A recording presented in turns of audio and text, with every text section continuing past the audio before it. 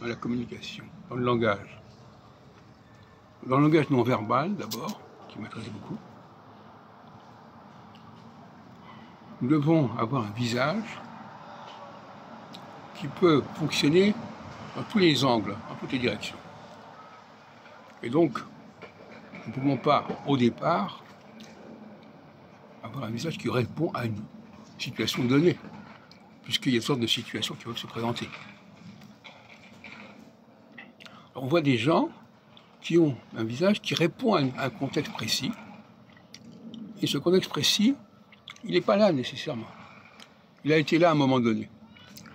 Ça fait penser à ces horloges qui marquent l'heure 2 fois par jour, parce que le reste du temps, elles ne correspondent pas. Il y a des gens qui sont comme des horloges arrêtées. Ils peuvent fonctionner à un certain moment, et puis après ça ne fonctionne plus, et ils marquent toujours la même heure. Beaucoup de gens ont des visages qui marquent toujours la même heure. Alors, en ce qui concerne la langue, l'écrit est un état de neutralité.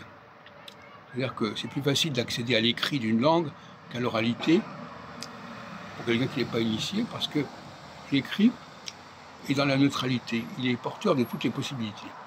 Et en même temps, évidemment, il est très ambigu et très polyvalent et polysémique.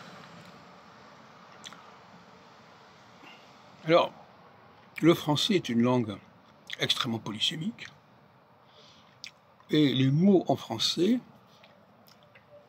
sont polysémiques et polyphoniques.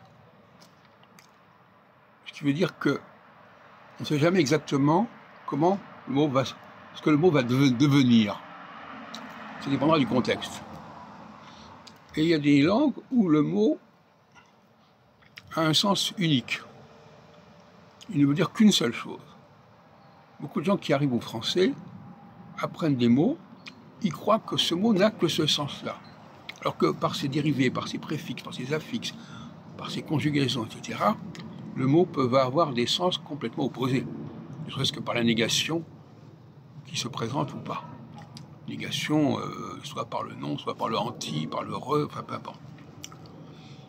Donc là aussi, on a un décalage entre les langues qui sont dans la neutralité et qui peuvent varier selon les contextes, et des langues qui n'ont qu'un seul, que le mot n'a qu'un seul sens, et ce sens, il est souvent décalé par rapport au contexte. Donc la langue française est une langue, aussi bien au niveau verbal que non verbal, une langue contextuelle, qui n'est pas le cas de la plupart des autres langues.